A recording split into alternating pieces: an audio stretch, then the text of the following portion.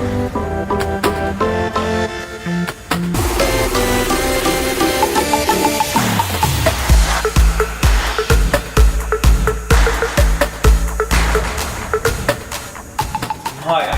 welcome back to the Gym Shoppers and another edition of Make It Happen Mindset. And I'm delighted to be joined today by Nino Severino, one of the world's best tennis coaches.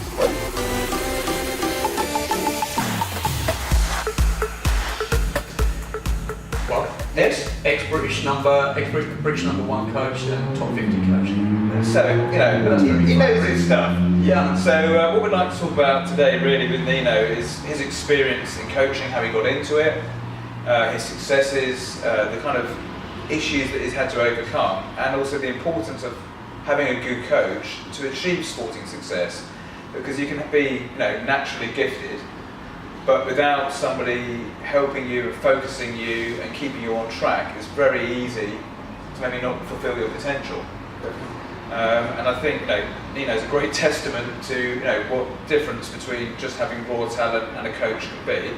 And hopefully he's going to share some of these knowledge bombs with us and tell us a bit about more what he's up to, particularly about the hub, which I think is a very exciting development for you guys. Definitely, yeah. And something that could potentially really shake up British sport and also give us more Olympians in the future. That's the plan.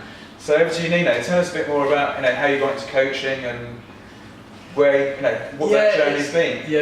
It's quite a complex story, but we'll try and make it simple. I was an athlete, a fighter, retired, and ran a business. Went into business, and one day just woke up and said, "Right, that's it. Made some money. Now I want to do something that I'm passionate about." Yeah. So started to advertise myself as a coach. I wanted to be a world-class coach. I was very, very lucky. The first couple of clients that came along were world-class, which was handy. So that was a blessing maybe and a hindrance, because then you have to operate at a very, very high level very quickly. So the way I did that was to became a creator and inventor of programs, because I knew I had to stay ahead of the game. And inventing the training program really is what got me on the world stage of tennis. Because didn't you reinvent the fitness ladders? Well, the SAQ, you've got the SAQ system out there. For me, that wasn't enough because it wasn't corrected and really didn't give you the platform to study biomechanics.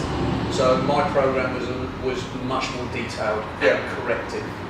So tell us a bit more about that program and how you developed. I mean, obviously, you didn't just wake up one day. You've obviously developed that over a number of years. Yeah, it was the world-class boys really that pushed me. Yeah. They were competing at Commonwealths, European, World Championships, so they were fighting against the toughest people in the world. And obviously, you need to be fast and you need to have great reactions. So their demands really forced me. It was the environment really that got me to a point where I felt I've got to design something here. Yeah. Of course. And that's very difficult, but I seem to have a natural ability to do that. And I invented a ladder that was very, very different to SAQ, much bigger, and opened up the scope of what you could do, but also supported by analysis and corrective phases. Cool. So tell us a bit more about how that then progressed. I mean, you had a bit of a baptism of fire, it sounds like, going in at the deep end there, and then obviously coming into it from a non-coaching background. Presumably there was a lot of resistance within the industry towards somebody coming in and shaking everything up. Yeah, the industry was interesting because I had coaching background because I was coaching fighters, so I had some martial arts academies. So coaching wasn't a problem, plus my personality and character sort of lends itself well to coaching, so that wasn't an issue. But the actual training system, I mean, I can remember having to take rods down on the floor, so it would take me 45 minutes to prepare the shape of what was going to be the ladder. Yeah. So that was an interesting phase. And then the boys really came to me with what they wanted to improve, and then that was the ignition of the drills I worked on. Yeah. And then once you start working on drills, you start to see imperfections in movement. Poor joint alignment in terms of forces and bases, and then that got me thinking quite creatively, and I thought, hold on a minute, the limiting factor to movement here is actually the specific skill of movement. Yeah. So then we started to correct, and then that brought us into a completely different world. Then I got some major clients through presenting, and then that's when everything started to happen for me. So you went into tennis, so this must have been quite a surprise in terms of that your background, not being a tennis player. You're probably one of the only coaches, I guess, who's ever coached world-class tennis players without actually having a tennis playing background. Definitely in Great Britain, Yeah. I was the only, from everything I'm aware, the only racketless British #1 coach. So for me that was, and Elena, that was a big achievement. Yeah. To begin with, it was very, very tough. But going back to the system, I actually really, the first sport I really got into was football. Okay. And started to present, and was very, very lucky to have a client in Manchester United, and of course Not a bad team. that's not a bad team, yeah, and obviously not bad to have on your CV, Yeah. and the images are very, very helpful to be in and around Carrington, Yeah. and of course that created a lot of interest. The one thing I probably did find with some of the situations I found myself in, because there was no one else in the world doing this, Yeah. I was creating knowledge that no one else had, Yeah. really. So it was really leading the field. Yeah, and what I found in certain scenarios were that people were, and I was talking about this the other day with a lead coach, they were just very fearful.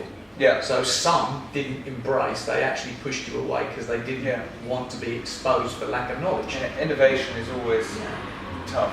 Which is a bit silly, really, Yeah. because they had nothing to be worried about, because all they were doing was bringing the supplement area of training. Absolutely. So tell us, that's a bit more about how you got into coaching. So tell us a bit more about the relationship with Elena and how that developed, and what that meant for you and for her in terms of her career.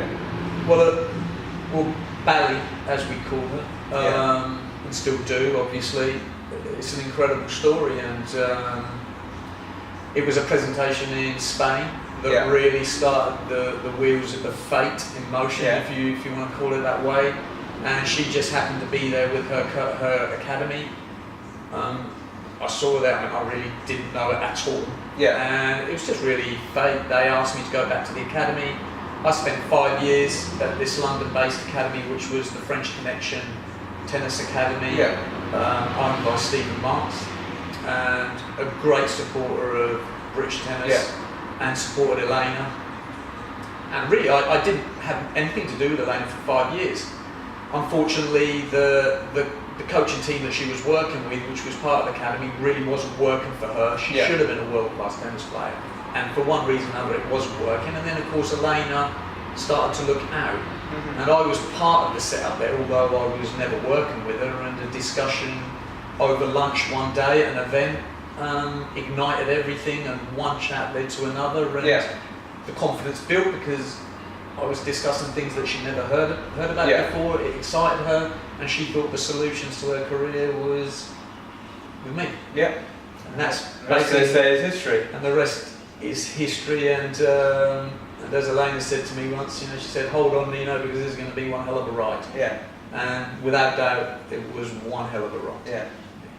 So now, obviously, you're going back into kind of developing and helping sports people who perhaps are in non-marquee sports, I guess, for want of a better word, to achieve their goals and to help step in with the funding and so on. And you're setting up the hub. So do you want to tell us a bit more about that and where you see the future for that? Yeah, the hub is really, really interesting because my life has gone full circle. Originally, when I first started and was working with the training system, I really made my name by taking on athletes that were either didn't have a great team around them, had a lot of potential, or were absolutely struggling, whether that was on a specific sport platform or mentally and emotionally. Yeah. So I'm very, very used to challenging scenarios. And one of the things I noticed was that I was working with a lot of world-class athletes, but they weren't earning huge amounts of money. And then there's other athletes that are not even on a top national level, that are earning tens of thousands of pounds. And I always thought that was wrong. Yeah. So I did my very, very best way back to try and help. I didn't have any resources then, I didn't have any money. I had limited experience, really. Yeah. Whereas now I have everything I need. I have the wealth of experience, great friends in sport. I have the support of Suffolk University, the sports science department, and ultimately now the new area that has been born, the hub. And I really want to make a difference now with the friends we have. So what kind of facilities will the athletes have access to at the hub? Well, the facilities, I mean, they're multi-million pound. It's a multi-million pound facility, and we support professional football players there, world-class athletes, Olympians, national teams. Our latest piece of equipment, which we call the Beast, incredible running machine, we've just spent £140,000 on. So it's a state-of-the-art facilities, and any area of testing that athletes want will be there. Okay. But also the most important thing is the opportunity to sit down with professionals like myself and add program management and experience to any stuttering of program development they're experiencing. And to be honest, you'd be very, very surprised how elite athletes still don't have everything in place. Yeah, it's incredible. It's about getting that stuff done. It's program management and experience, really. And in terms of, if an athlete out there wants to get in touch with you and see if they can join you, how would they go about that? Yeah, I mean, I think email is probably the best way. amsportuk1@gmail.com. Okay. Email me and we'll do everything we can to help. Okay, so when obviously, like you said, coaching, having raw talent is great. Yeah. But obviously that talent needs focus and it needs discipline and it needs a bit of control. And that's where obviously the coach comes in. Yeah.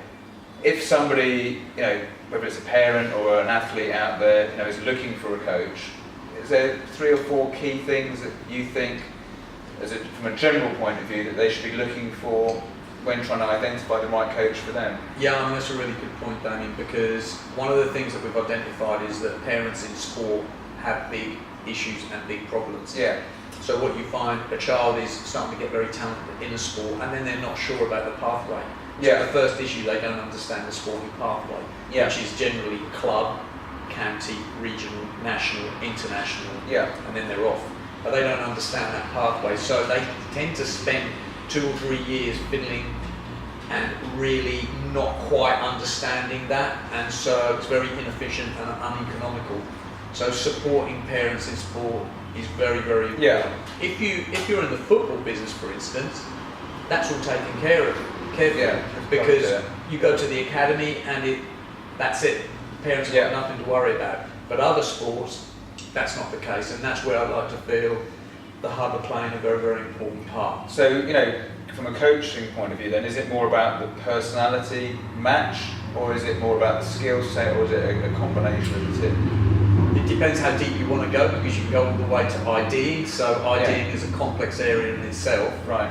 But what you normally find is, and I'm writing a big sort of project at the moment for Ipswich Town Football Club, our champions born or made. Yeah. And absolutely, I think they're made. Of course, there are the exceptions. If you're a basketball player, you need to be 6 foot and above. So if you're 5'4", that's going to be a little bit challenging. But other than that, champions are made. So when you actually start studying that, it does come down to a few factors. And I'd say that is find the best possible coach you can. Yeah. Make sure your training volumes are correct, but more importantly, the quality of the training volume is very, very high. And then develop, without a shadow of a doubt, very, very high levels of strong mental and emotional toughness. Yeah. Because the last leap to the professional level is not technical and tactical. It's always the head, the heart, and the stomach. And in terms of, obviously you've been in the industry like I have for a little while. But also we're both under 20 still. But what would you say have been the biggest changes that you've seen over the last decade or so that you think, either for the better or for the worse? And do you think that there's a lot of room for development still? I think it depends what sport we're talking about, because different sports have different issues and challenges, positives and negatives. I think sometimes coaches in certain sports coach for money. Yeah. So what happens is, and they actually get it very wrong, because if they coach to push the athlete to the fringes of overloads, they would create the correct adaptations and then create champions, which in turn would create the business they want. Yeah. But what I tend to find is a lot of coaches don't have the guts to do that. Yeah. So they come 15% below the fringes and the level of adaptation Yeah. they need because they want to protect their business. That is probably for me the most negative thing I see in some Yeah. sports. And I think also some of the participation Yeah. levels we have to work on in certain sports. Football obviously doesn't have a problem. Yeah. Other sports, if we take tennis for instance, Yeah. does have a problem. So there's a lot of good things happening, but there's also a lot of negative things happening. And if you look at tennis as an example, Yeah. although we are making big strides with marquee players, I think the lower levels maybe we're getting it not so Yeah. right. And people like Judy Murray are obviously coming in and creating a big storm, and she's single-handedly trying to make a difference. So it needs big personalities and Yeah. characters to come in and solve the problems. And in terms of, one of the things that I've noticed, because we deal with a few entry-level coaches and S&C people, is that they seem to be very undervalued in the market. Absolutely. And a lot of them being asked to work for either nothing or Yeah. very low wages, which don't necessarily reflect their skill set or even the budgets available from some of the clubs that they potentially work for.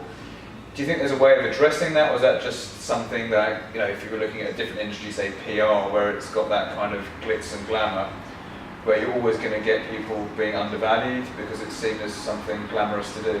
Well, you see, that's another really interesting area, because I've been across so many sports, and S&C coaches can be elevated to British number one. Yeah. I mean, you could sort of say that's what happened to me. Yeah. I came from a movement background, I came from S&C, Yeah. but I had the sophistication of program development Yeah. to rise. In football, that would never happen. Yeah. You would always be in a gym. It wouldn't matter if you were the most charismatic, biggest personality and character in the world.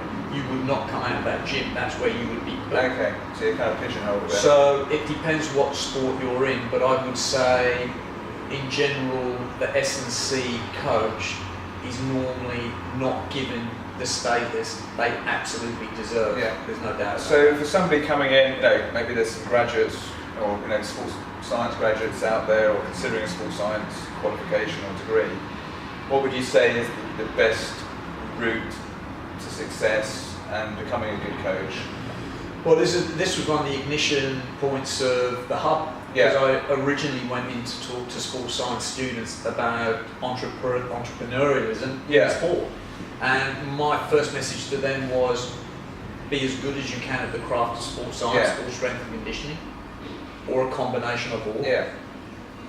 Build a great personality and character, because athletes love personality Yeah. and character, because they want to wake up and they want to be surrounded with positive people. Yeah. And then learn the commerciality of their craft, because 98% of sports science students, degree students, will not go on and get a job in the field they Yeah. require. So go out and create your own business. Yeah. And that's what we're trying to do at Suffolk University. We're trying to create, and that's the other major benefit of the hub.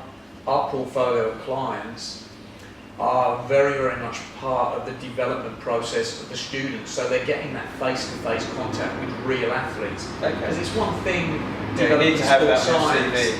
but it's a completely different thing when you see the whites of the Practical. eyes of an athlete that's Yeah. preparing for the World Championships. You've got to be on your game, Yeah. and you've got to learn that element of the craft. So I would say, learn your craft and then learn how to sell yourself. Yeah. Brilliant. Well, look, I think there's some very good stuff in there for anybody who wants to get into coaching, anybody needs any inspiration. Obviously, watch this space. I think we'll get Nino back in and tell us a bit more about the hub another time. In the meantime, bearing in mind that he has got this martial arts background, we're going to take him over to the now infamous boxing machine and see if he can set a record for us. So follow us.